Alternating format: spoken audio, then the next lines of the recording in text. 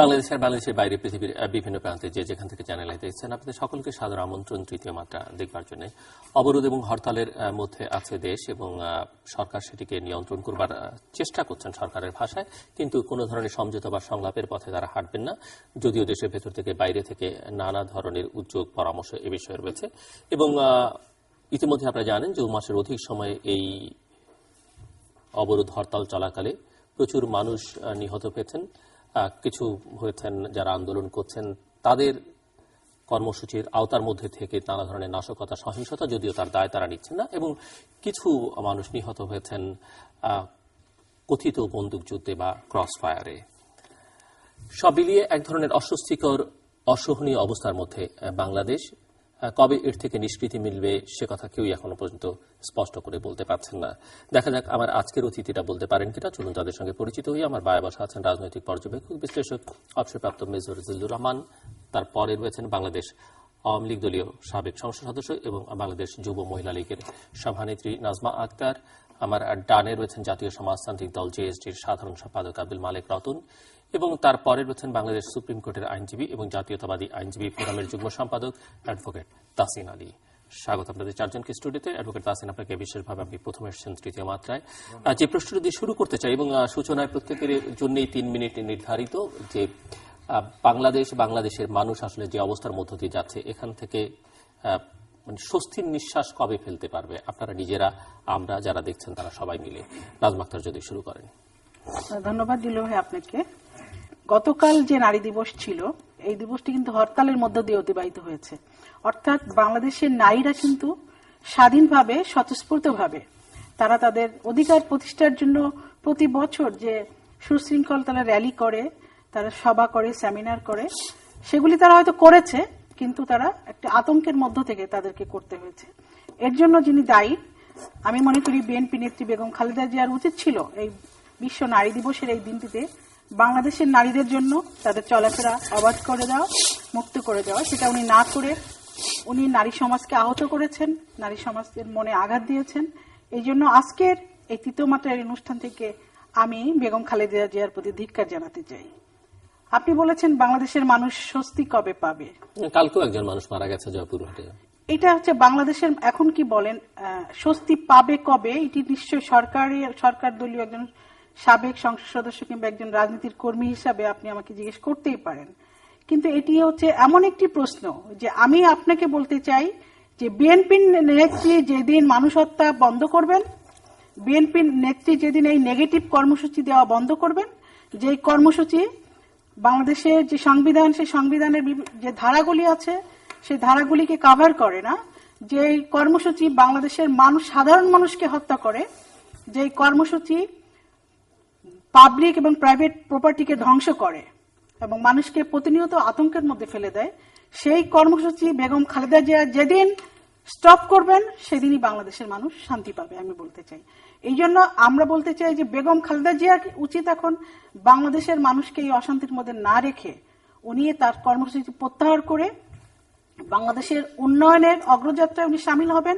পাশাপাশি সময় মতো যে নির্বাচন হবে সেই নির্বাচন করার জন্য উনি ওনার দলকে নেতৃত্ব দিবেন, দল গুছাবেন এবং দলের আগামী নির্বাচনে পার্টিসিপেট করার জন্য যে সকল কর্মকাণ্ড পরিচালনা করতে হয় সেগুলি করবেন এবং এই নির্বাচনকে ইনক্লুসিভ নির্বাচন করতে হলে যে সকল বিষয় প্রয়োজন হয় এবং একটি ক্রেডিবল ইলেকশন যাতে হয় সেই জন্য আপনার নির্বাচন কমিশন থেকে শুরু করে নির্বাচনের যে প্রতিষ্ঠানগুলি আছে সেগুলিকে যদি ঢেলে সাজানোরও প্রয়োজন হয় আমাদের সবাইকে সেটা করে এবং আমাদের ভোটার লিস্ট আরো আপ টু ডেট করে বিশ্বের গণতান্ত্রিক দেশে যেভাবে ভোট হয় সেইভাবে ব্যবস্থা করে আমরা কিন্তু সামনের দিকে এগোতে পারি। বিএনপির নেত্রী যদি শুভ বুদ্ধির উদয় হয় তাহলে আমি মনে করি ওনার সেটা করা উচিত, অন্যথায় বাংলাদেশের মানুষের আশঙ্কায় চলতেই থাকবে। ধন্যবাদ জিলু ভাই আপনাকে আমাকে ফলো দেওয়ার জন্য। প্রথমে আমি 26শে মার্চ সামনে রয়েছে স্বাধীনতা দিবসের মহান শহীদদের প্রতি স্মৃতি শ্রদ্ধা জানিয়ে আমি আমার বক্তব্য শুরু করছি। আমি শুধু এটুকু বলতে চাই যে আমরা এখানে যে ধারার রাজনীতি করি না কেন, আমরা আমাদের যে নেত্রী এতক্ষণ কথা বললেন, আমাদের সাবেক এমপি, তো উনি সবসময় দেখা গেল যে ওনার বক্তব্যের ভিতরে মানে একটা পার্সোনাল অ্যাকুইজিশনের একটা প্রবণতা দেখতে পেলাম, যে বিএনপি নেত্রী খালেদা জিয়া। তো অ্যাকচুয়ালি তো আমরা তো মানে নেত্রী আমাদের খালেদা জিয়া বা নেত্রী আমাদের শেখ হাসিনা, কিন্তু আমরা তো একটা আইডিওলজি পলিটিক্স করি। যে আইডিওলজি পলিটিক্স করলে কি ব্যক্তি আক্রমণ এইভাবে মানে কতটুকু শোভনীয়, সেটা আমার প্রশ্ন থেকেই গেল। আমি শুধু একটি কথা বলতে চাই যে খালেদা জিয়া এই পরিস্থিতিতে কি কেমন করতে পারতেন। খালেদা জিয়া তো এখন শুধু মানে 20 দলীয় ঐক্যজোটের নেত্রী। উনি যে কর্মসূচিগুলো দিচ্ছেন এটা তো ওনার একার কোনো কর্মসূচি নয়, এটা 20 দলীয় ঐক্যজোটের একটা সম্মিলিত মিটিং হচ্ছে, তাদের মধ্যে আলোচনা হচ্ছে, আলোচনার একটা ফলপ্রসূ সিদ্ধান্ত উনি জানাচ্ছেন। আর আমি শুধু মানে বিরোধী দলের কথা বলবো না, সরকারের আচরণ দেখলেই আপনারা দেখতে পাবেন যে সরকার যে আচরণ করছে তাতেই বোঝা যাচ্ছে যে সরকার মানে তার খেই হারিয়ে ফেলেছে আমি বলবো। কারণ হচ্ছে যে বেগম খালেদা জিয়াকে অবরুদ্ধ করে রেখেছে, তাকে কোন রকম জনসভা মিছিল মিটিং এ অংশগ্রহণ করতে দিচ্ছে না, তাকে তার বাড়িতে খাবার যেতে বাধা দিচ্ছে, তার বাড়ি থেকে আপনার ইলেকট্রিসিটি কোনো সময় কেটে ইলেকট্রিসিটি বন্ধ করে দিচ্ছে, ডিশ লাইন বন্ধ করে দিচ্ছে, ইন্টারনেট বন্ধ করে দিচ্ছে, আবার দেখা যাচ্ছে একটা দুটো করে দিচ্ছে, আবার ইয়ে করছে। বিভিন্ন যেরকম রাজনৈতিক সমস্ত নর্মসকে মানে পিছনে ফেলে আমরা অবাক হয়েছি। আমাদের একজন মন্ত্রী বললেন যে বেগম খালেদা জিয়াকে কোলে করে আমরা কাশিমপুর কারাগারে নিয়ে যাব। এই ধরনের কথাবার্তা আমাদের রাজনীতিতে আমরা যারা ইয়াং, যারা শিখতে চায়, তারা আমরা আসলে কি মেসেজ পাচ্ছি। তো আমি মনে করি যে আমার কাছে সরকারের আচরণে মনে হচ্ছে যে বেগম খালেদা জিয়া একটা সুনামি। বেগম খালেদা জিয়া যদি রাজপথে চলে আসে, বেগম খালেদা জিয়া যদি একটা জনসভা করতে পারে, তাহলে দেখা যাবে যে সরকার উল্টে পাল্টে যাবে। কারণ এই সরকারের ক্রেডিবিলিটি তো নাই, এটা তো সারা বিশ্ব দেখেছে। কবে নাগাদ এই পরিস্থিতি থেকে মুক্তি পাওয়া যেতে পারে বলে আপনি ধারণা করেন? এটা খুবই ইজি। এটা যদি আমাদের বর্তমান যিনি প্রধানমন্ত্রী আছেন তিনি যদি বলেছিলেন যে আমরা শুধু নিয়ম রক্ষার একটা নির্বাচন করছি, আমরা অবশ্যই গণতন্ত্রের স্বার্থে একটা নিয়ম রক্ষার নির্বাচন করছি, এবং আমরা সেই নির্বাচনে আমরা অংশগ্রহণ না করলেও, বিএনপি নেত্রী বা 20 দলীয় যদি অংশগ্রহণ না করলেও, আমরা কিন্তু 1 বছর অপেক্ষা করেছি যে উনি যেটা বলেছিলেন সেই কমিটমেন্ট উনি রাখবেন, উনি অবশ্যই একটি ক্রেডিবল নির্বাচন দিবেন।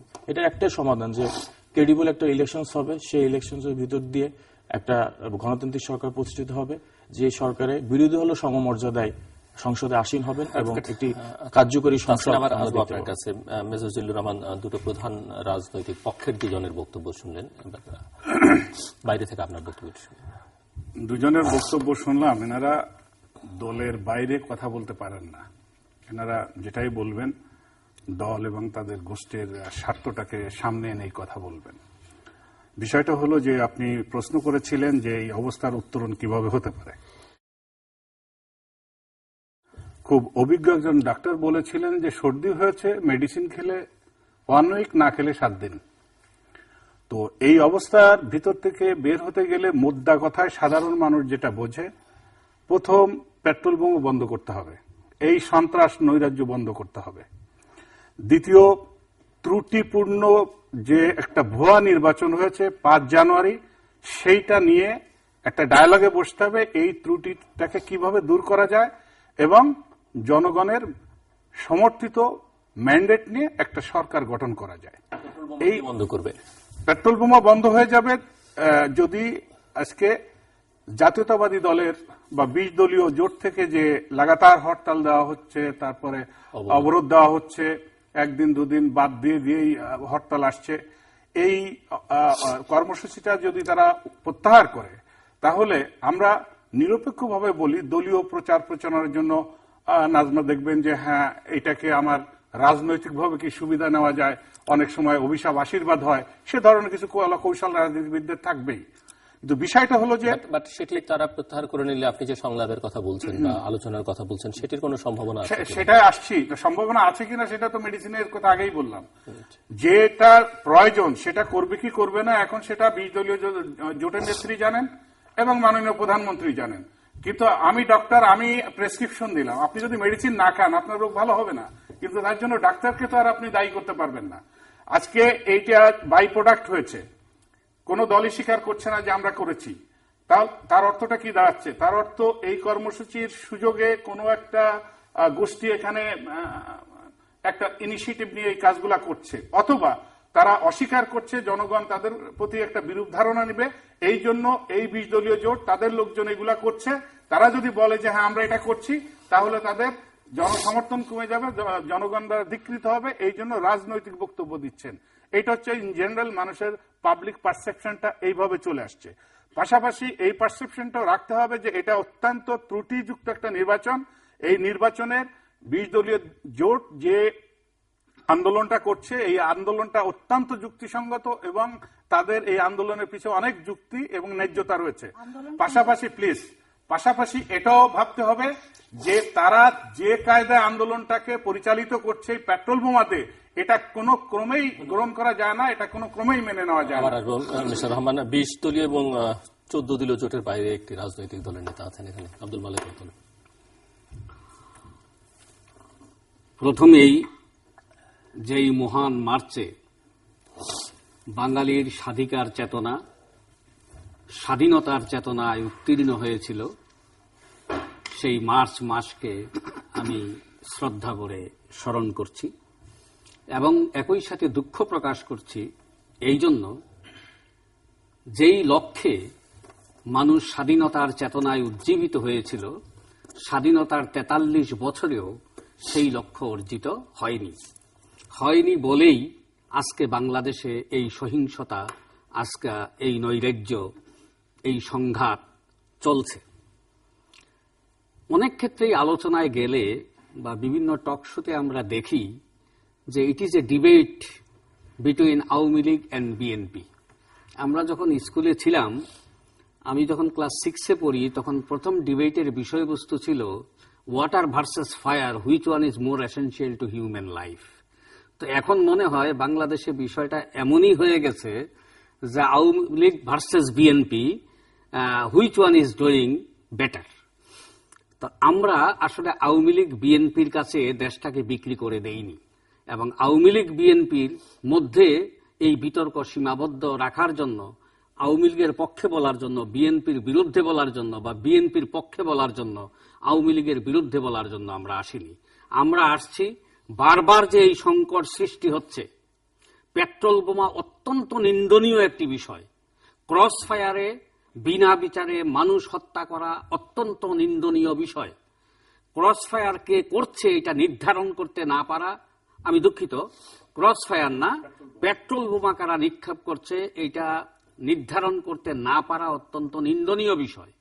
কিন্তু মৌলিক সংকটটা এখানে নয়।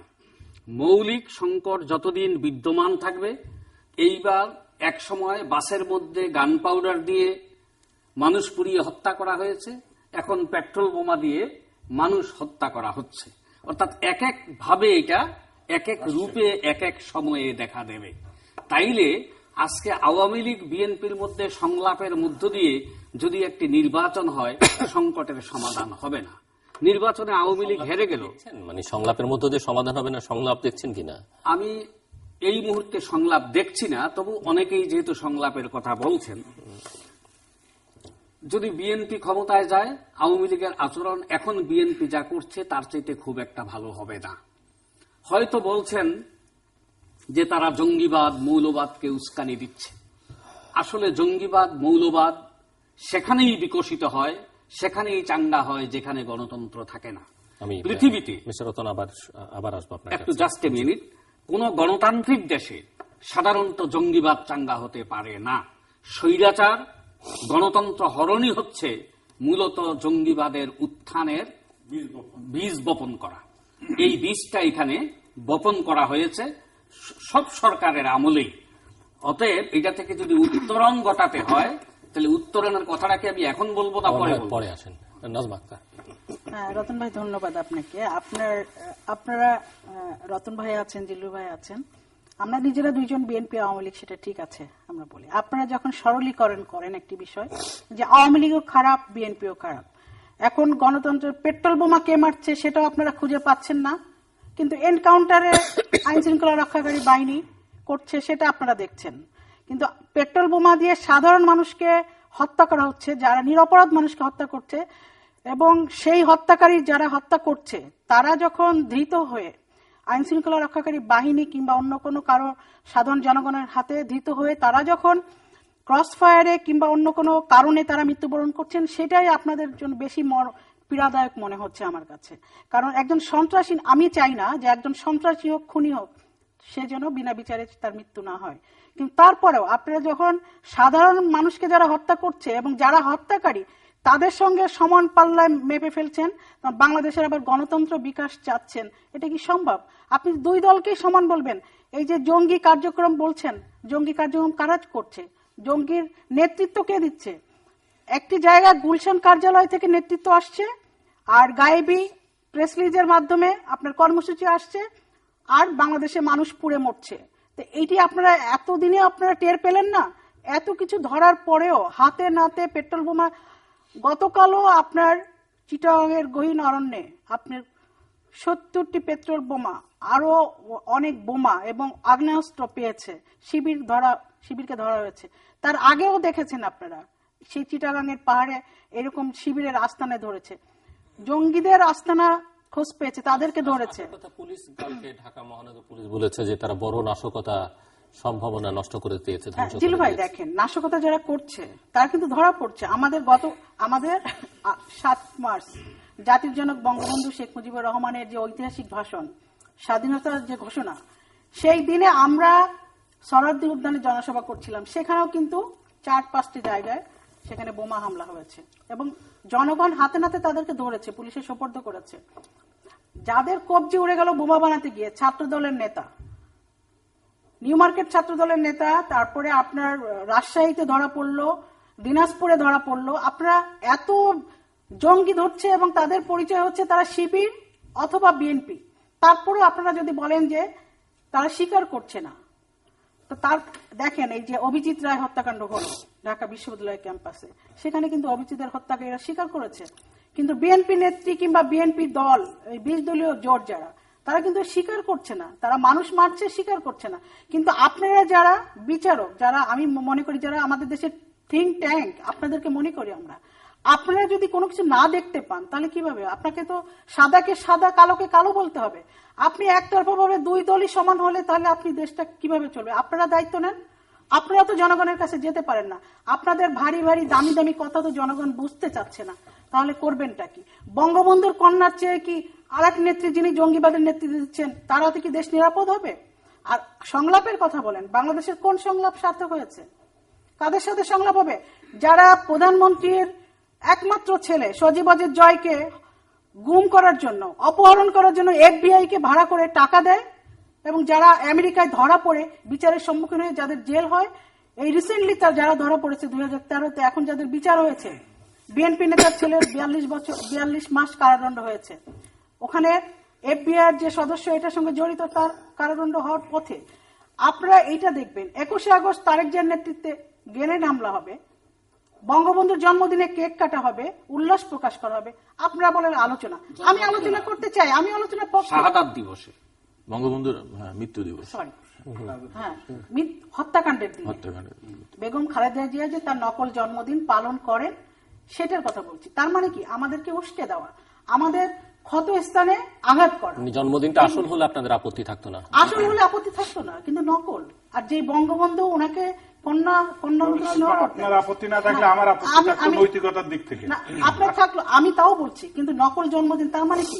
আমার জাতির জনক হত্যাকাণ্ড যেদিন হলো সেই দিনকে আমি ফুর্তি করব, কেক কাটবো, এটা তো কোনো পলিটিক্যাল নর্মস পড়ে না। আপনি আলোচনা করবেন কাদের সাথে? এখন রিসেন্টলি দেখেন এই যে সজীব ওয়াজেদ জয়কে অপহরণ, এই ব্যাপারটা আপনারা কিভাবে দেখছেন? আপনি কার সাথে আলোচনা করবেন? এরা তো সারাটা জীবনই, এদের জন্মই হয়েছে আওয়ামী লীগকে খতম করার জন্য। ওরা বারবার আমাদের নেত্রীকে ওরা 19 বার টার্গেট করে হত্যা করার জন্য চেষ্টা করেছে, ওরা পারেনি। আর আমি আমার বিএনপির যে বন্ধু উনি বলেছেন, স্বাধীনতা দিবসে উনি শ্রদ্ধা জানিয়েছেন, কিন্তু ওনার নেত্রী মহান ভাষা আন্দোলনের যে দিনটি 21শে ফেব্রুয়ারি, সেই দিনটিতে অবরোধ রেখেছেন। 7ই মার্চ জাতির জন্য বঙ্গবন্ধু স্বাধীনতার ঘোষণা দিয়েছিলেন, ধন্যবাদ, সেই দিনে উনি অবরোধ হত্যা। 7ই মার্চে বঙ্গবন্ধু ঘোষণা দেননি, আব্দুল মালিক রতন। প্রথমত হলো আমরা চোখে দেখি না, এটা ঠিক নয়। আমরা যদ্দূর দেখার এদ্দূর দেখি, কিন্তু গভর্নমেন্টের হাতে 7টা এজেন্সি আছে দেখার জন্য। গভর্নমেন্টের হাতে পুলিশ আছে, আর্মি আছে, এসবি আছে, ডিবি আছে, ডিজিএফআই আছে।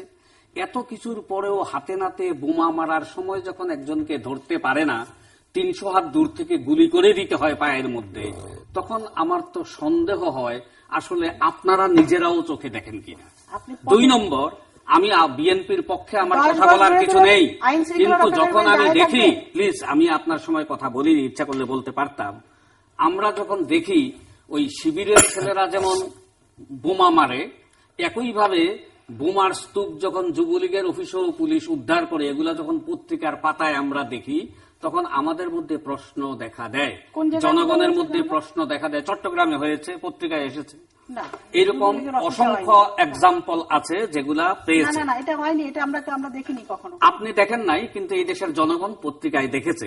যাক, এই বিতর্ক করার দায়িত্ব না, না, আমার না, আপনি এরকম এই একটা তর্ক কথা বললেন, করার অতএব দায়িত্ব ভাই, আমার ডাইন পাশে এই যে একজনের আপনাকে আছে। এরকম একটা কথা বললেন, আপনি সেই পত্রিকার উদাহরণ তো দিতে হবে, না হলে মানুষ তো ভুল বুঝবে। মানুষ ভুল বুঝবে না, মানুষ যা বোঝার, মানুষ যা পড়েছে, মানুষ যা দেখেছে, মানুষ খুব সঠিকভাবে না, বুঝবে। মানুষ, আমিও তো আপনি দেখলাম যদি না। অনুগ্রহ করে ভুল বুঝেন, তাইলে না, না, আপনি এত সেইটা বড় হয়তো একটা কথা বুঝতে বললেন, পারেন। ভাই। আমি আমার জায়গায় আসি, সেইটা হচ্ছে আপনি যেটা বলেছেন যে আজকে খালেদা জিয়া যদি হরতাল অবরোধ বন্ধ করে দেয় তাইলেই দেশে শান্তি আসবে।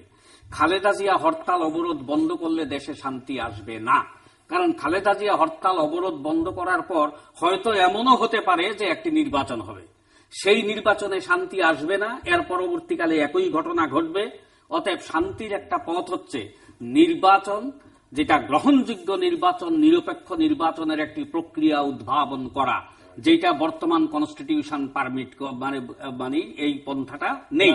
সেই জন্য এই দেশের সুধীজন গতকাল পর্যন্ত প্রস্তাব দিয়েছে, আর জেএসডি 82 সাল থেকে প্রস্তাব দিয়ে আসছে যে এই দেশের পার্লামেন্টে একটা আপার হাউস করতে হবে, যেটা পৃথিবীর সব গণতান্ত্রিক দেশে আছে। কারণ one house parliament is more dictatorial than that of any sort of dictatorship, এইটা পৃথিবীর বহু রাষ্ট্রবিজ্ঞানীরা বলে গেছেন। অতএব আজকে এই সংকট থেকে উত্তরণের পথ হচ্ছে সেই নির্বাচনের নামে প্রহসনের মাধ্যমে হোক, যেইভাবেই হোক, সরকারের যেহেতু সংখ্যাগরিষ্ঠতা আছে কনস্টিটিউশন অ্যামেন্ডমেন্ট করার মতো, সেই কনস্টিটিউশন অ্যামেন্ডমেন্ট করে পার্লামেন্টের একটি আপার হাউস করা, আপার হাউস করার পর সেই লোয়ার হাউসকে বিলুপ্ত করে দিয়ে আপার হাউস থেকে একটি নির্বাচনকালীন সরকার গঠন করে তার অধীনে নির্বাচনের স্থায়ী একটা ব্যবস্থা করা, তাইলে স্থায়ীভাবে সংকটটা সমাধানের একটা পথ তৈরি হবে। এছাড়া যাই করেন না কেন হবে না। এটা যদি আনতে হয় সংলাপ, আওয়ামী লীগ বিএনপির মধ্যে সংলাপের মধ্য দিয়ে কোনো কিছুই অর্জিত হবে না।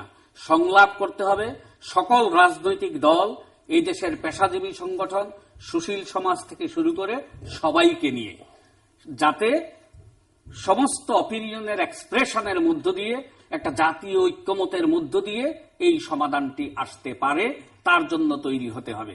এছাড়া আপনি কতক্ষণ বিএনপি নেত্রীর গায়ে দোষ চাপানোর চেষ্টা করবেন, আরেকজন আওয়ামী লীগ নেত্রীর গায়ে দোষ চাপানোর চেষ্টা করবেন, এটা কিন্তু আপনাদের কোনো সংকট থেকে ফর্মুলা আছে, উত্তরণের পরিবর্তে বরং সংকটকে জিইয়ে রেখে সুবিধা নেওয়ার মতো একটি অবস্থা।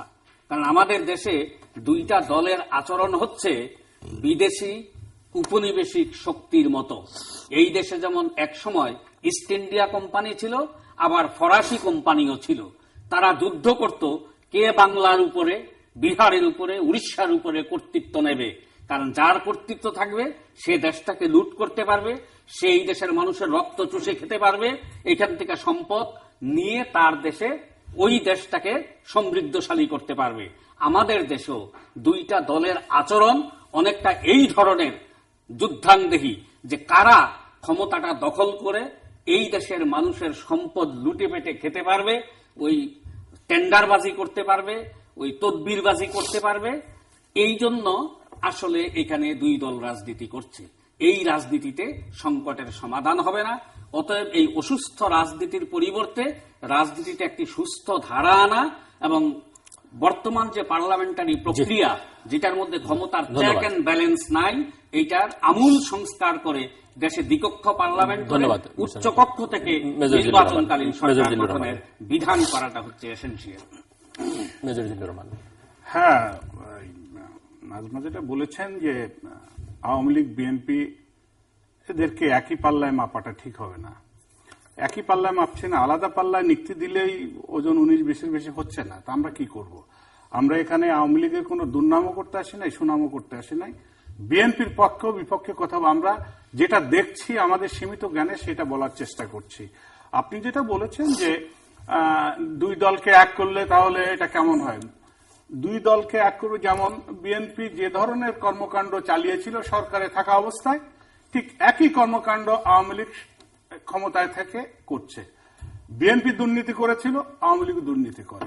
বিএনপির অঙ্গ সংগঠন টেন্ডারবাজি করেছিল, আওয়ামী লীগ টেন্ডারবাজি করে। এমনকি 2001 সালে যে সংখ্যালঘুদের উপরে যে নির্যাতন হয়েছিল সেটাও ইদানিংকালে আমরা যশোর এবং ওই টেকনাফ কক্সবাজারে দেখেছি, সেখানেও সরকারি দলের লোক এর সাথে ইনভলভ ছিল। সুতরাং আমরা যেটা বলতে চাচ্ছি যে একটা আদর্শিক অবস্থান কি হতে পারে, সেই জায়গা থেকে আমি কথাগুলা এটা বললাম। আরেকটা যে কথা বললেন যে রতন সাহেব যেটা বললেন সঠিক বলেছেন, যে যখন আপনারা চোখেই দেখতে পাচ্ছেন না পেট্রোল বোমা কে মারে, 300 গজ 500 গজ দূরের থেকে গুলি মেরে দেন, পরে বন্দুকযুদ্ধের যে কাহিনী গপ্প এগুলা জনগণ এখন বিশ্বাস করে না। ফর নাথিং, মিথ্যা বলে কবিরা গুনাহ বাড়ানো ছাড়া আর কিছু হয় না। এই ঢাকা শহরে এখান থেকে লোক ধরে নিয়ে যাওয়া হলো, বলো গণপিটুনিতে মারা গেছে, ফরেন্সিকে তারা পোস্টমর্টম করে বলল 12টা বুলেট তার গায়ে পাওয়া গেছে। এই হচ্ছে আমাদের গণপিটনের নমুনা, এই হচ্ছে সুশাসনের নমুনা। সুতরাং ওই দিক থেকে বিচার বিবেচনা করলে আমরা জনগণ দেশের মালিক। সুতরাং মালিক কাকে নির্বাচিত করবে, কার প্রতিনিধিত্ব চায়, সেটা জনগণের হাতে ছেড়ে দিতে হবে। আর একটা বিষয় যেটা রতন সাহেব বললেন যে আমাদের সংবিধানের যে অ্যারেঞ্জমেন্ট এখন করা হয়েছে, এটা কি করা হয়েছে দেখেন, আগের বার একটা সুষ্ঠু নির্বাচনের মাধ্যমে 2008 সালে আওয়ামী লীগ ক্ষমতা এসেছিল। বিরোধী দল তাদের পিঠ বাঁচানোর জন্য, মুখ রক্ষার জন্য যাই বলুক, নির্বাচন সুষ্ঠু ছিল। সারা পৃথিবীর মানুষ, দেশের মানুষ তাদের ম্যান্ডেট দিয়েছে, এতে কোনো সন্দেহ নাই। কিন্তু এবার এসে বিচারকদের কন্ট্রোলে আনা, নির্বাচন দলীয় সরকারের অধীনে কিভাবে করা যায়, কোন আদালতকে কিভাবে প্রভাবিত করা যায়, মানুষ তো কিছু বোঝে। আগে তো করলে মানুষ বুঝতো কোন দলের পক্ষে কথা বলবে। রতন সাহেব এখন এখানে চেহারা দেখে বুঝে ফেলে যে কোন দলে কোন পক্ষে কথা বলতে যাবে। এটা কিন্তু জনগণ এতটুকু সচেতন হয়েছে এই টকশোর ব্যাপারে। আর একটা বলছেন চেতনার কথা, ন্যায্যর কথা। চেতনা কি? স্বাধীনতার চেতনাটা কি ছিল? স্বাধীনতার চেতনা আমাদেরকে এখন শিখতে হবে যারা ক্ষমতা আছে তাদের কাছ থেকে। স্বাধীনতার চেতনা কি ছিল? গণতন্ত্র থাকবে, আমাদের ন্যায্য সমাজ ব্যবস্থা থাকবে, সুবিচার থাকবে, সুশাসন থাকবে, অর্থনৈতিক সাম্য থাকবে। আমরা কি সেগুলা পেয়েছি? এখন যে চেতনার স্লোগান দেওয়া হয়, আমার তো মনে হয় এই চেতনা বলা মানে একটা বিশেষ দলকে ক্ষমতায় রাখতে হবে। এই জন্য আর একটা কথা নাজমা, আপনি বললেন যে 20 দলীয় জোটের নেত্রীর কাছে দেশ কি নিরাপদ কিনা। দেশ কার কাছে নিরাপদ সে দায়িত্ব আপনার না, সে দায়িত্ব দেশের 16 কোটি জনগণের। তাদের কাছে যান, তাদেরকে সেই সুযোগ দেন। এমনকি রেফারেন্ডামের যে ব্যবস্থাটা ছিল সেটাও বিলুপ্ত করে ফেলেছেন। আমাদের অত্যন্ত প্রাজ্ঞ আইনজীবী ব্যারিস্টার রফিকুল হক বলেছে যে একটা গণভোটও তো নিতে পারে, যে এটা চায় কি ওটা চায় না, এই ত্রুটিটাকে বের করা, সেদিকে কারোর খেয়াল নাই। আরেকটা কথা বলি, যখনই আলোচনার কথা বলা হয় আপনারা তেলে বেগুনে চলে ওঠেন। কারণটা কি? সুশীল সমাজ বলেছে যে একটা আলোচনার কথা, সুশীল সমাজদের খিস্তি খিউড়ি শুরু করে দিয়েছেন আপনারা। কি বলছেন? ও তো ক্যাবিনেট সেক্রেটারি, তার টেনুর শেষ হয়ে গেছিল, আমাকে অনুরোধ করার পরে 1 বছর তারা বাড়িয়ে দিয়েছে। ওদেরকে চিনি, ওরা ক্ষমতার ঘ্রাণ পেয়েছে, ক্ষমতা আসতে চায়। এই সুশীল সমাজ তো ক্ষমতা আসতে চায়নি, তারা তো ক্ষমতায় যেতে চায়নি। তারা চেয়েছে যে আপনারা আলোচনা করে, আপনারা রাজনীতিবিদরা, আমরাও চাই রাজনীতিবিদরা জনগণের সেই ইচ্ছা অনুযায়ী দেশটাকে পরিচালনা করেন। আপনারা এখানে কথা বলবো না, কথার ভিতরে কথা বললে হবে না। আপনাকে তো বলেছেন, আমার কথার মধ্যে কথা বলেছেন আপনি, আমি বলি কতবার এরকম করেছেন? আমার কথার মধ্যে আপনি অনেকবার কথা বলেছেন। এই যে পার্লামেন্টারি সিস্টেমের কথা আপনি বললেন, যে আমরা পার্লামেন্টারি সিস্টেমে চলে গিয়েছি, স্বৈরাচার রাষ্ট্রপতি এরশাদের কথা মনে পড়ে গেল। উনি বলছে আমার চেয়ে এরা বেশি বড় স্বৈরাচার। কথা একেবারে মিথ্যা না, কারণ প্রেসিডেন্ট শব্দটা, রাষ্ট্রপতি শব্দটা যেখানে ছিল, উনি তো সেই স্বৈরাচারের বিশেষ দূত ভাষায় থাকেন কি করেছে। হ্যাঁ, আমি বলছি সেই রাষ্ট্রপতি শব্দটা তুলে নিয়ে ওখানে প্রধানমন্ত্রী শব্দটা পেস্টিং করে দেওয়া হয়েছে শুধু। আর সমস্ত আইন কানুন ক্ষমতা সব নিজ হাতে রাখা হয়েছে, বরং আরো কুক্ষিগত করা হয়েছে। সুতরাং ক্ষমতার একটা ভারসাম্য দরকার। অ্যাডভোকেট তাসিন আলী। জি জিলুর ভাই, আমি তো অনেকক্ষণ পরে আমি ফলো পেলাম, তো অনেক আলোচনা শুনলাম, কিছু কিছু একটু চেষ্টা করবো আমার পয়েন্ট অফ ভিউ থেকে ক্লারিফাই করার। সেটা হচ্ছে মেজর জিলুর বলেছেন যে সন্ত্রাস নৈরাজ্য বন্ধ করতে হবে। আমাদের নেত্রী বলেছেন যে গুলশান কার্যালয় থেকে অর্ডারগুলো আসছে। তো আমি আমার নেত্রীর কাছে প্রশ্ন রাখতে চাই যে যদি গুলশান কার্যালয় থেকে আদেশগুলো এসে থাকে, অলরেডি টেলিফোন কনভারসেশন কিন্তু মিডিয়াতে এসে গেছে, জনাব মান্না এবং আমাদের খোকা ভাইয়ের টেলিফোন কনভারসেশন। তো আপনারা তো গোয়েন্দা সংস্থা রয়েছে, ম্যাডামের টেলিফোন তো হরহামেশাই ট্যাব হচ্ছে বা কিছু হচ্ছে, আমরা জানি না। তো এটা আমি এটা বলি, আমি তো আপনার ইন্টারফেয়ার করিনি। আমি বলছি যদি আপনি যে গুলশান কার্যালয় থেকে যদি কোনো আদেশ এই ধরে থেকেই থাকে যে ম্যাডাম খালেদা জিয়া স্পষ্টভাবে বলেছেন যে আমরা শান্তিপূর্ণ কর্মসূচি দিচ্ছি, এবং উনি যে পেট্রোল বোমাগুলো মারা হচ্ছে বা এই যে ঘটনাগুলো ঘটছে সেখানে নেত্রী কিছু উদ্ধৃতি দিয়েছেন যে ছাত্রদল অমুক, কিন্তু উনি হয়তো এটা ওভারলুক করে গেছেন যে এখানে ছাত্রলীগের ছেলেরাও কিন্তু ধরা পড়েছে পেট্রোল বোমা মারতে গিয়ে। এটা কিন্তু আমরা নিউজে দেখেছি। যাই হোক, আমি বলতে চাচ্ছি যে উনি আমরা কিন্তু মানে জাতিসংঘের মাধ্যমে এবং আন্তর্জাতিক তদন্ত দাবি করেছে বেগম খালেদা জিয়া। সত্যিকার অর্থেই কারা এই নাশকতাগুলো করছে তাদেরকে খুঁজে বের করার জন্য আন্তর্জাতিক তদন্ত দাবি করেছে। যদি আরেকটা কথা বলতে চাচ্ছি যে আমাদেরকে নেত্রী বললেন যে কার কাছে দেশ নিরাপদ থাকবে, আমি একটু স্মরণ করে দিতে চাই এই যে এলিট ফোর্স র্যাব, সেই র্যাব কিন্তু বেগম খালেদা জিয়ার রিজিমে এটা ফর্ম হয়েছিল, এবং বেগম খালেদা জিয়ার রিজিমে ফর্ম হওয়ার পরে যে আপনার ক্লিন হার্ট প্রোগ্রামের ভিতর থেকে দেখা গিয়েছে যে এটা আমাদের কাছে পরিসংখ্যান আছে যে সবচেয়ে বেশি বিএনপি সমর্থিত যারা ছিলেন তারাই বেশি কিলিং হয়েছেন, তারাই বেশি মামলা খেয়েছেন, তারাই বেশি ধরা পড়েছেন। সেজন্য বেগম খালেদা জিয়ার দেশপ্রেম নিয়ে কোনো প্রশ্ন উঠতে পারে না। আর দ্বিতীয় কথা হচ্ছে যে এখানে আমি মানে ব্যক্তিগতভাবে বেগম খালেদা জিয়াকে ডিফেন্ড করতে আসছি তা কিন্তু নয়। আমি এসেছি যে এখন আপনারা যদি এইভাবে চলতে থাকে যে মানুষ যে এই যে পেট্রোল বোমা আমাদের যারা ইনসার্জেন্ট, আপনি যদি কেন এই পেট্রোল বোমা এই গোড়ার কথাতে যদি আমরা ফিরে যেতে চাই, তাহলে আপনি যদি স্বাভাবিক রাজনৈতিক কর্মকাণ্ডকে যখন অবরুদ্ধ করে রাখবেন, যখন মিছিল মিটিং তারপরে জনসভা তারপরে আরো যে সমস্ত স্বাভাবিক রাজনৈতিক কর্মকাণ্ডগুলো রয়েছে সেগুলোকে যদি আপনি মানে কি বলে টুটি চেপে ধরেন, তাহলে তো এই ইনসার্জিগুলোকে আপনি ওয়েলকাম করছেন মানে ইন দ্য আদার ওয়ে। তো আমার কাছে এই ইনসার্জিগুলোকে বন্ধ করতে গেলে আপনাকে তো স্বাভাবিক রাজনৈতিক প্রক্রিয়ার মধ্যে আসতে হবে। আজকে কি দেশে স্বাভাবিক রাজনৈতিক প্রক্রিয়া কোনো দল কিছু করতে পারছে? কিছুই করতে পারছে না। তো সেক্ষেত্রে আমি বলতে চাচ্ছি যে আমাকে যদি এটা এখন আমরা যে এই পেট্রোল বোমার যে বিষয়টা জনাব জিল্লুর বলেছেন এবং জনাব রতন বলেছেন, আমি তাদের সাথে একমত। এইখানে পেট্রোল বোমার এই সন্ত্রাসটা কি হবে এরপরে যদি আবার বিএনপি ক্ষমতা আসে বা অন্য কোনো দলও যদি ক্ষমতা আসে, পেট্রোল বোমার যে কালচার বাংলাদেশের মানুষ দেখলো বা যারা পেট্রোল বোমা ছুটছে বা যে কালচার এটা শুরু হলো, এই কালচার থেকে তো বেরিয়ে আসতে কেউ পারবে না। এবং দেখা যাবে যে একটা পর্যায়ে যদি বেগম খালেদা জিয়া এবং প্রধানমন্ত্রী হাসিনাও এক হয়ে যদি পেট্রোল বোমার এই নৈরাজ্যকে যদি ঠেকাতে চান, তাহলেও তারা দেখা যাবে যে তারা ব্যর্থ হয়ে যাচ্ছেন। সামনে আমাদের জন্য কি ওয়েট করছে, ভয়াবহ একটা চিত্র আমরা বাংলাদেশের রাজনীতি দেখতে পাচ্ছি যদি এই অবস্থায় চলতে থাকে। সেই কারণে আমি মনে করি যে অচিরেই বিএনপি নেতাকর্মীদের মাঠে দেখা যাচ্ছে না কেন? সরকার তো বলছে যে কোনো জনসম্পৃক্ততা নেই আন্দোলনের সঙ্গে। কি জবাব? বিএনপি নেতাকর্মীদেরকে মাঠে দেখা যাবে কি করে, যেখানে আমাদের দেশনেত্রীকেই পেপার স্প্রে দিয়ে তার ঘরের বাইরে থেকে বেরোতে দিচ্ছে না, যেখানে বিএনপি নেতাকর্মীরা গেলেই আপনার মাঠে নামলেই। একটা জিনিস আমি বলবো, এই প্রধানমন্ত্রী একটা জিনিস খুব সুন্দরভাবে করেছেন, 30,000 পুলিশকে নিয়োগ দিয়েছেন। 30,000 পুলিশের নিয়োগের মধ্যে দেখা যাচ্ছে পার্টিকুলার কিছু ডিস্ট্রিক্টের লোকজন এটা নিয়োগ পেয়েছে। এটা কিন্তু পত্রপত্রিকার মাধ্যমে আমরা জেনেছি, আমরা জানি না। আমি জানি না, আমি বলছি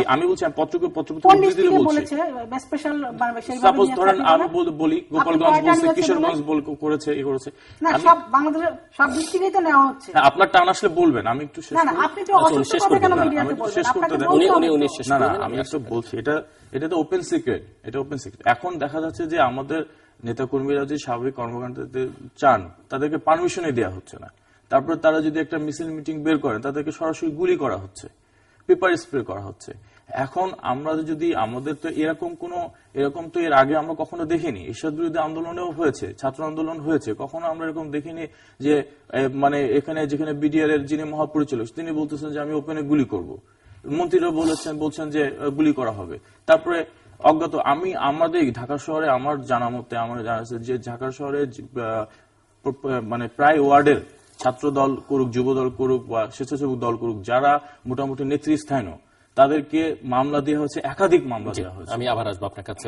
নাজমা আক্তার, আপনি বলবেন, সবার কথা শুনলেন। আমি একটি প্রশ্ন যোগ করতে চাই যে জঙ্গিবাদের সন্ত্রাসবাদের নেত্রী আপনারা বলছেন বেগম জিয়াকে, আমরা দেখলাম যে আদালত থেকে বেশ কয়েকদিন আগে ওয়ারেন্ট ইস্যু হয়েছে, গ্রেফতার করছেন না কেন? এবং এটা তো স্পষ্ট যে পুলিশ গ্রেফতার করছেন না, নির্বাহী বিভাগের সিদ্ধান্তের অপেক্ষায় পুলিশ।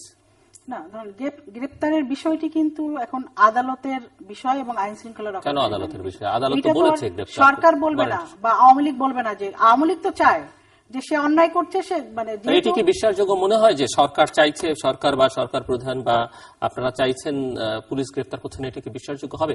আদালতের নির্দেশ থাকা সত্ত্বেও বিষয়াদি আছে আদালতে, তাদের তাদের পেন্ডিং আছে। এখন আদালত সেটি তো বহাল রেখেছে, ওয়ারেন্ট তো তাদের আইনজীবীরা কিন্তু বলেছেন যে এখন এই মুহূর্তে এটা করা যাবে না। তারা কিছু নিয়ম কানুন দেখিয়েছেন। তাদের আইনজীবীরা কোর্টে যাওয়ার আগেও তো গ্রেফতার করা হয়নি। আদালত থেকে গুলশান থানা পর্যন্ত ওয়ারেন্ট পৌঁছতে কতক্ষণ লাগে? না, সেটা কতক্ষণ লাগে, সেটা সপ্তাহ লাগে না, কত সপ্তাহ লাগে। এখন আপনারা, আমি যদি বলি যে হ্যাঁ আমি চাচ্ছি তাড়াতাড়ি গ্রেফতার হয়ে যাক, সেটা তো কোনো সলিউশন না।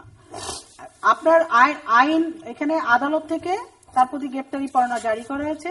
উনি 63 দিনের মধ্যে মাত্র 7 দিন হাজিরা দিয়েছেন। উনি কোনো উকিলের মাধ্যমেও হাজিরা দিতে চান না, কিন্তু উনি আবার আইন কানুন মানেনও না। আদালতও বদল করেন, আদালতের প্রতি তাদের পুরো অনাস্থা আদালত মানে। এখন আদালত মানে না, কোন আদালত মানে? এখন আমার নামে যখন মামলা হয়েছে, আমি তো আদালতের কাছে যাব এবং আমার তথ্য প্রমাণিত আমার পক্ষে যা আছে আমি সেগুলি দেবো এবং মামলা থেকে অব্যাহতি নেবো। এটাই তো নিয়ম। উনি যাবেন। আছে রতন ভাই, তার মানে কি সরকার কিংবা আওয়ামী লীগ তো চাচ্ছে না যে বিরোধী দলের নেত্রী বিএনপি গ্রেপ্তার করে কারাগারে যাক। একটা দেশের বড় রাজনৈতিক দলের একজন নেত্রীকে গ্রেপ্তার করা তো এটা আমরা চাই না। আমরা চাই গণতান্ত্রিক পরিবেশ বিরাজ থাকুক দেশে। কিন্তু ওনারা তো মাঠে নামতে পারছে না বলছেন। কোন আমলে? ওনাদের আমলে বাংলাদেশ আওয়ামী লীগকে কি মাঠে নামতে দেওয়া হতো? এইভাবেই তো আমরা রাজনীতি করেছি। এখনো আবার একইভাবে দেওয়া হচ্ছে না। না, আপনি খুশি আছেন আমি মনে করি। আপনি কারণ আপনারা সবাই এখানে 3 জন কিন্তু এখন এন্টি গভর্নমেন্ট কথা বলছেন। আমাকে একা ফেস করতে হচ্ছে, বাট আমাকে তাহলে সময় দিতে হবে। আপনারা সবাই বলছেন যে আপনারা এখনো পেট্রোল বোমা কারা মারছে আপনারা খুঁজেই পাচ্ছেন না। আমরা না, মানে আপনারা যদি মানে এইভাবে ঢাকার চেষ্টা করেন, ময়লা ঢাকার চেষ্টা করেন, সেটা কিন্তু হয় না। দুর্গন্ধ কিন্তু বেরো হবে। আপনারা এই যে বাংলাদেশের এই যে সত্য কথাটা যদি আপনারা বলতেন, আপনারা আরো প্রেশার ক্রিয়েট করেন বাংলাদেশ সরকারকে বা যারা এই আইন শৃঙ্খলা রক্ষাকারী বাহিনী, বলেন যে তাদেরকে ধরো, উপযুক্ত শাস্তি। সেটা না বলে আপনারা চোখে দেখছেন না। আর কোথায় কোন জায়গায়, চিটাগাং না কোথায় কোন ছাত্রলীগ বা যুবলীগ কোন নামধারী কোন ব্যক্তির কাছে যদি বিক্রি হয়ে থাকে, সে তার কাছে যদি কোনো বোমা বের, সেটা আপনি আওয়ামী লীগের প্রতিষ্ঠানের নাম সেটা বলতে পারেন না। যেখানে মাহমুদুর রহমান মান্নারা বিক্রি হয়ে যাচ্ছে, যেখানে সুশীল সমাজ বিক্রি হয়ে যাচ্ছে, সেখানে কোন একটা কর্মী তো বেচা বিক্রি হয়। বাংলাদেশ যে গভর্নমেন্ট যখন ক্ষমতা যায়, অন্য দলের অনেক আমাদের দলে, আমরা তো আগেই বলেছি, আমরা নিজেরাও জানি যে অনেক বিরোধী দল, বিশেষ করে জামাত, শিবির এবং বিএনপির ওই কিছু পলিটিক খাওয়া লোকজন আমাদের দলে ধুয়েছে। সেদিনও আমি দেখলাম রমনা থানার একটি ওয়ার্ডের সভাপতি এখন প্রজন্ম লীগের, সে ওখানকার সভাপতি, আগে ছিল ছাত্র দলের সভাপতি। এরকম তো কিছু হয়েছে। তার মানে আপনি আওয়ামী লীগকে দোষ দিতে পারেন না। এটা তো হয়েছে, এটা তো আওয়ামী লীগ একটা বড় দল। আপনার দল যদি ছোট হয়, সেখানে কে আসলো না আসলো আপনি গুণে হিসাব রাখতে পারেন। আমাদের দলে অনেক এরকম পার্মানেন্ট সরকার পার্টি অনেকেই আছে। আপনারা ক্লিন হার্টের অপারেশনের কথা বলেছেন, মানুষ তখন ওটা খুন করেছেন, খুন করা শিখিয়েছেন। এখন সন্ত্রাসীদের ধরতে গিয়ে আমি বলবো না যে আইন শৃঙ্খলা রক্ষাকারী বাহিনী এটা নিয়ে খুব ভালো কাজ করছে, কিন্তু আমরা যদি বলবো আইন শৃঙ্খলা রক্ষাকারী বাহিনী পেট্রোল বোমা বন্ধ করো, আবার পেট্রোল বোমা যে মারছে তাহলে তুমি তাকে ফুলের পাপড়ি ছিটাও, তাহলে তো দেশে শান্তি আসবে না। আইন শৃঙ্খলা রক্ষাকারী বাহিণীকে, হ্যাঁ, তারা যদি অন্যায়ভাবে, সেদিন আপনি যেটা বলেছেন যে গায়ে 58টা গুলি, সেটা গণধুলাই, সেটা আমার কাছে আমি এটা সমর্থন করি। আবার আসবো আপনার কাছে। যার গায়ে এতগুলি গুলি, সে গণধুলাই শিকার হতে পারে না।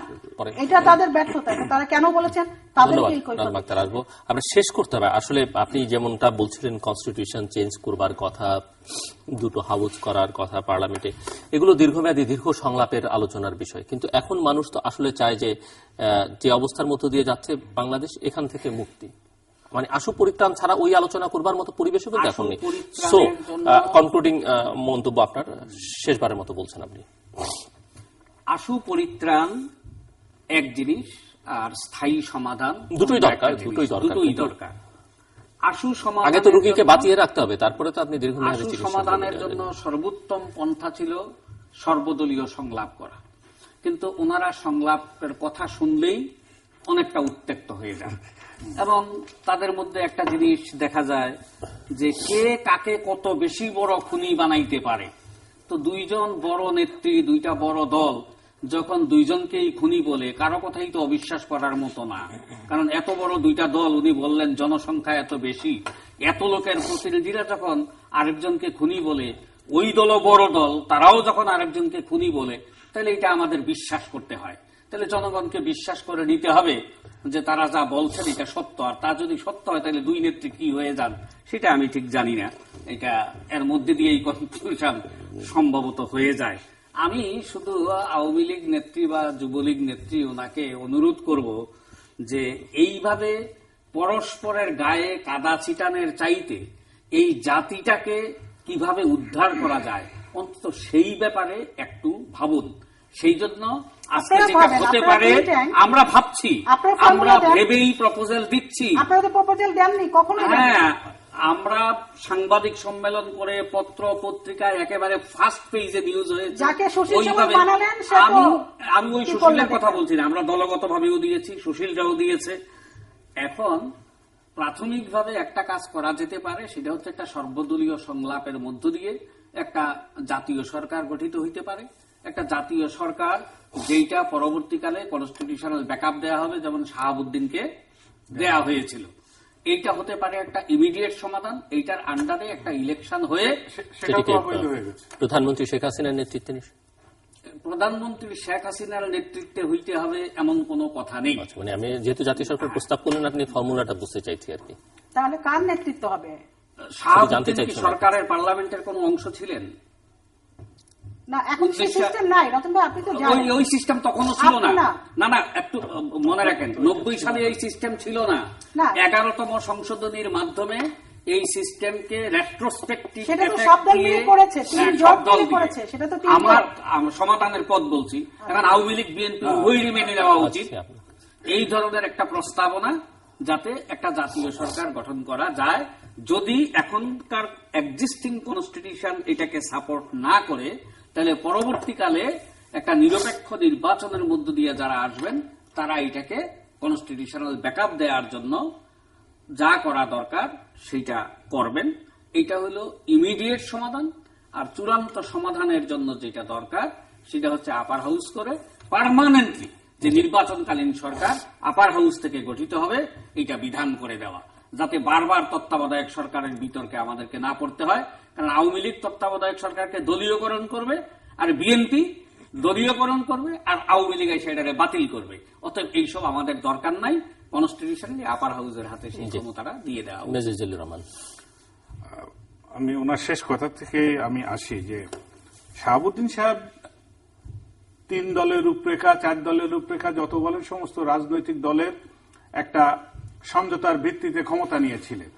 কিন্তু রতন ভাই দেখুন, পরবর্তীতে হাইকোর্টে যে রায় হয়েছে তাতে উনার নিয়োগও কিন্তু অবৈধ হয়ে গেছে।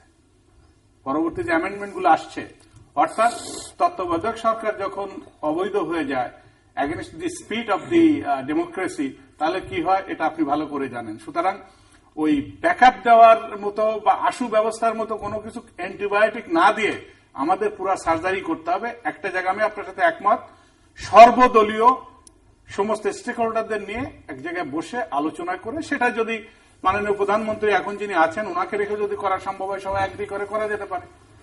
আর যদি সব দলে মনে করে যে না মেজরিটি আমরা এইভাবে করতে চাই, সেটা এক জায়গায় বসলে আলোচনার মাধ্যমে কি হয় এখন বলা খুব মুশকিল। ওই জায়গাটা আমি বলছি। আর একটা, আপনি 20 দলীয় নেত্রীর কথা বললেন যে ওনার গ্রেপ্তারি পরোয়ানা জারি হয়েছে, তামিল হচ্ছে না।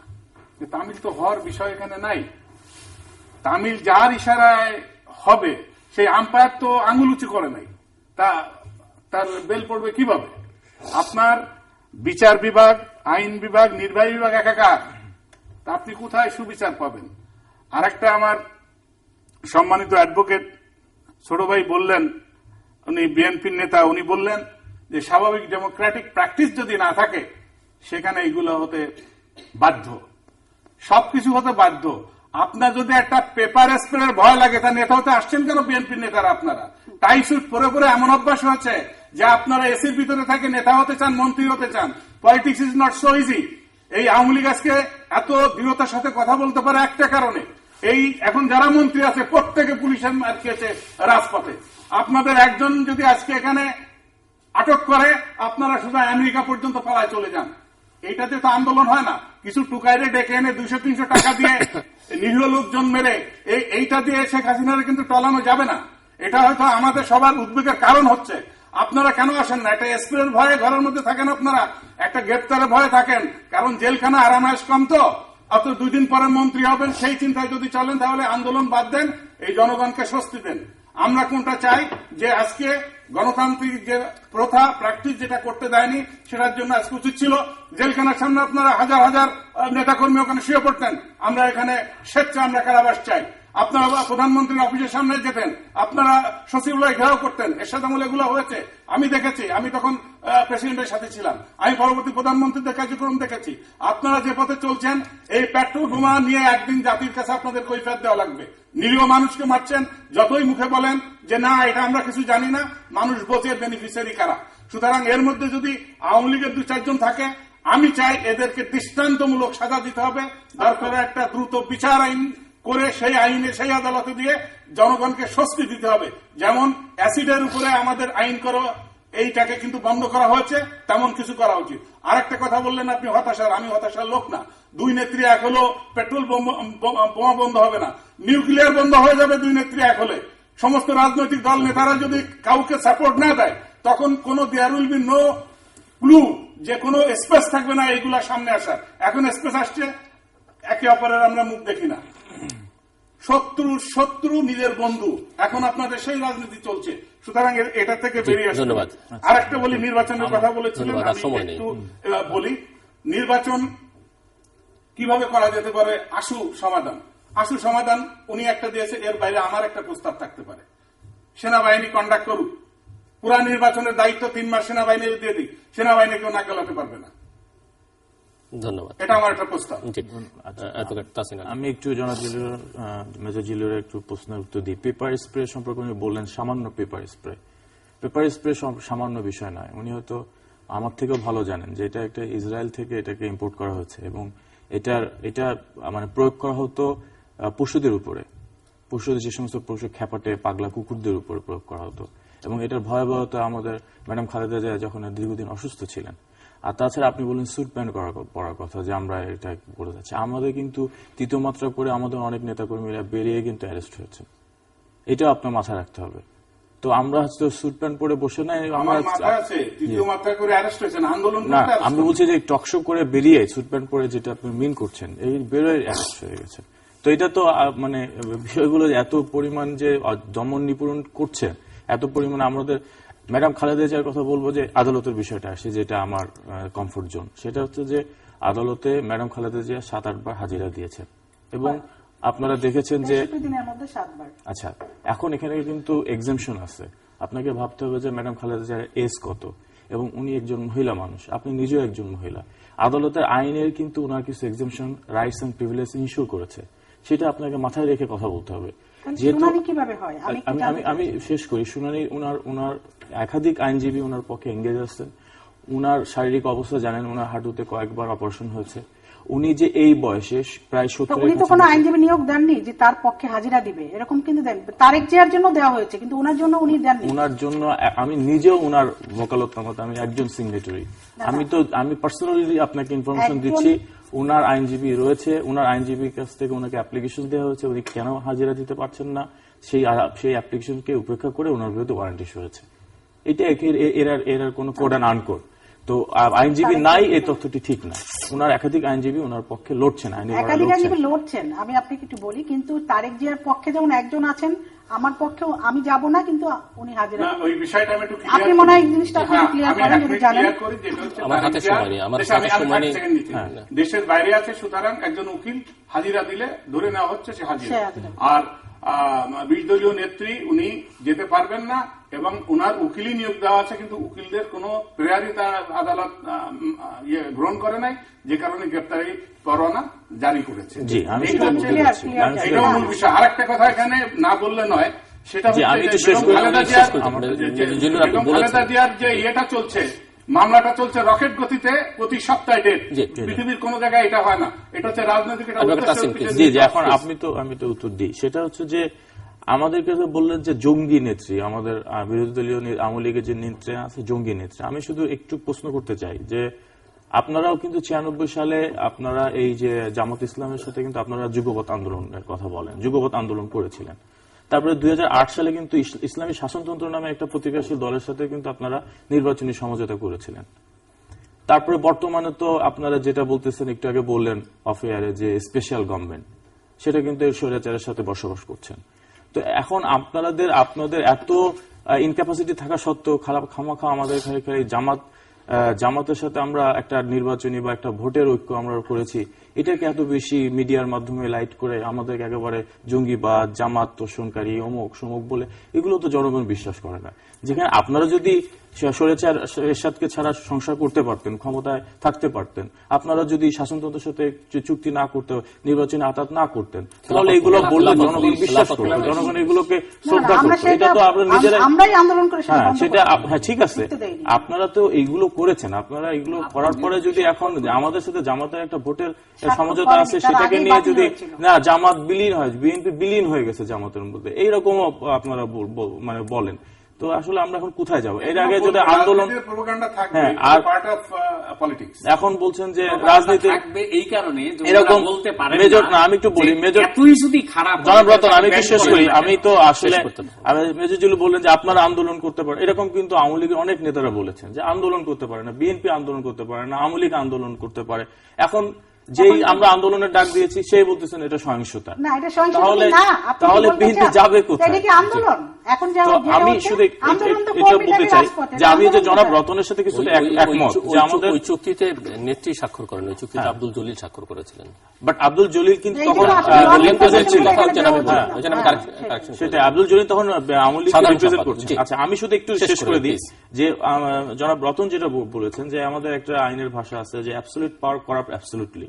তো আমাদের সংবিধানে একজন প্রাইম মিনিস্টারকে যে ধরনের ক্ষমতা দেওয়া হয়েছে, এখন এই যে আমাদের নেত্রী এসে পার্সোনালি, মানে এটা কি আমার কাছে এটা মনে হয়, এটা জনগণও দেখছেন যে খালেদা জিয়াকে অ্যাটাক করতে পারলেই বোধহয় ওনার নেত্রী ওনার প্রতি বেশি সন্তুষ্ট থাকবেন। এই জন্য যে কোনো উনি স্টাডি করলেন বেগম খালেদা জিয়াকে পার্সোনালি অ্যাটাক করে। তো আমার কাছে মনে হচ্ছে যে এখানে আসবে, আমি বলি এখানে আসবে যদি আপনার ক্ষমতার কেন্দ্রবিন্দু যদি প্রধানমন্ত্রী না থাকেন, এখানে যদি ক্ষমতার প্রপার ডিস্ট্রিবিউশন থাকে, অন্যান্য মন্ত্রীদের কাছেও যদি ক্ষমতা থাকে, সমস্ত ডিসিশন প্রধানমন্ত্রীকে হ্যান্ডেল করতে হবে। তো এটা সংবিধানে আমাদের কিছু ত্রুটি রয়েছে। আমি একজন আইনের ছাত্র হিসেবে বলতে পারি, আমি জনাব রতনের সাথে একমত, এই ত্রুটিগুলোকে ক্লারিফাই করার সময় এখন এসেছে। আমার মনে হয় যে এটা নিয়ে ভাবা উচিত। খুব সংক্ষেপে হ্যাঁ, লাস্টে ওনার কথাই বলি যে যদি সংবিধানের ত্রুটি থাকে, যদি নির্বাচন কমিশনের সমস্যা থাকে, তারা যদি প্রপারলি ক্যাপাবল না হয়, কিংবা নির্বাচনকে ক্যারিবল করার জন্য নির্বাচনী ব্যবস্থার জন্য ত্রুটি যেগুলি আছে এইগুলি সংশোধন হোক, এটা অবশ্যই আমিও চাই, সবার মতো আমিও এখানে একমত যে এইগুলি নিয়ে আপনার আলোচনা হতে পারে, সবার সাথে আলোচনা হতে পারে, সুশীল সমাজের সাথে হতে পারে। কিন্তু সুশীল সমাজ মাঝখানে যে মিডিয়ার মাঝখানে যে তৃতীয় পক্ষ হিসেবে কাজ করছিল, সে মাঝখানে এমন কিছু কর্মকাণ্ড জনাব মাহমুদুর রহমান মান্নার তার সাদেক হোসেন খোকার সাথে যে দেশদ্রোহী যে কথাবার্তাগুলি বললেন, তারপরে এখন সুশীল সমাজকে দেখলেও মানুষ ভয় পায়। তারা মনে করে যে তারা হয়তো কারো মাহমুদুর রহমান মান্না, সাদেক হোসেন খোকা দুজনের কেউই সেই অর্থে সুশীল সমাজ বলতে যাবো মাহমুদুর রহমান মান্না সেই সংজ্ঞার মধ্যে ওই অর্থে মাহমুদুর রহমান মান্না কিন্তু এক অর্থে তো আমরা সবাই সুশীল সমাজের না, মাহমুদুর রহমান মান্না কিন্তু সুশীল সমাজের মানে এই যে নেতৃত্ব পিছনে থেকে এটা কিন্তু উনি করছিলেন, এবং উনি এইগুলো আপনার দলের সদস্য, এখন পর্যন্ত প্রাথমিক সদস্য আছে কিন্তু আমাদের দলের এখন আওয়ামী লীগের প্রাথমিক সদস্য পদ তো অনেকেই আছে, আর উনি ছিলেন আমাদের দলে। এখন এই যে উনি মাহমুদুর রহমান মান্না, এখন আমরা বললাম যে অন্য জায়গায় সরে গিয়ে উনি এখন আমাদের শুধু দলের বিরুদ্ধে না, উনি এমনকি আমাদের সরকারকে উৎখাত করার জন্য ষড়যন্ত্র লিপ্ত হলেন। এটা বহিষ্কার করলেন না, দুঃখজনক। বহিষ্কার কিভাবে করে মানুষ? বহিষ্কার যে নিজেই বহিষ্কার হয়ে যায়, নিজের ষড়যন্ত্রের মাধ্যমে যদি চলে যায়, বহিষ্কার তো তাকে করা হয়। আওয়ামী লীগ থেকেই করছে, তাই না? তার মানে মাহমুদুর রহমান, মানে আপনি যদি আমার উপর দেন যে আওয়ামী লীগের, ঠিক আছে দিলেন। আমি হচ্ছে জামাতের সাথে যে শেষ করতে হবে। আমি বলি যে সবসময় বলা হয় একটা সস্তা কথা, জামাতের সাথে আন্দোলন করেছে, জামাতের সাথে আন্দোলন করা হয়নি। তখন আমরা ইউনিভার্সিটির ঢাকা বিশ্ববিদ্যালয়ের স্টুডেন্ট ছিলাম, আমরা জানি 3 জোটের রূপরেখা অনুযায়ী আন্দোলন করতো, জামাত আলাদা আন্দোলন করতো, যেমন একটা ইস্যুতে ঐক্যমত তত্ত্বাবধায়ক সরকার চাই। এখন রতন ভাই যদি এখন বলে যে আমি বিএনপির এই 20 দলের দাবির সাথে একমত, আমি এখন আবার এই মুহূর্তে নির্বাচন চাই, তার মানে কি রতন ভাই কি এইটা বুঝাবেন যে উনি জামাতের সাথে আন্দোলন করছেন? তা তো না, কারণ এই ইস্যুটার সাথে আপনি একমত হচ্ছেন। ওই সময় জামাত তো ওই ইস্যুতে একমত ছিল। আপনারা জানেন 3 জোটের রূপরেখা অনুযায়ী কিন্তু তত্ত্বাবধায়ক সরকার হয়েছিল এবং সেটা পরপর 3 বার হওয়ার কথা ছিল নির্বাচন। তারপরে ধন্যবাদ। মূলত বেশি সমালোচনা, 2 সেকেন্ডস, বেশি সমালোচনা করা হয় খালেদা জিয়ার বিরুদ্ধে যখন তত্ত্বাবধায়ক সরকারের আন্দোলন হয়। সেই আন্দোলনে শেখ হাসিনা এবং মতিউর রহমান নিজামী যখন একত্রে প্রেস অ্যাড্রেস করলেন এই জাতীয় ঘটনাগুলোকে নিয়ে। আমি মনে করি আপনারা এই সমস্ত ঘটনা, যেটা আলাদা ঘটনা, আমাদের দলের সঙ্গে কখনো ছিল না। আর খেলাফতের কথা বলেছিলেন, খেলাফতকে আমরা আমাদের দলে আসতে আমরা দেইনি, আমাদের জোটের সাথে আমরা আসতে দেইনি। এটা কেউ সামবডি চেষ্টা করেছিল, আমরা সেটা বয়কট করেছিলাম।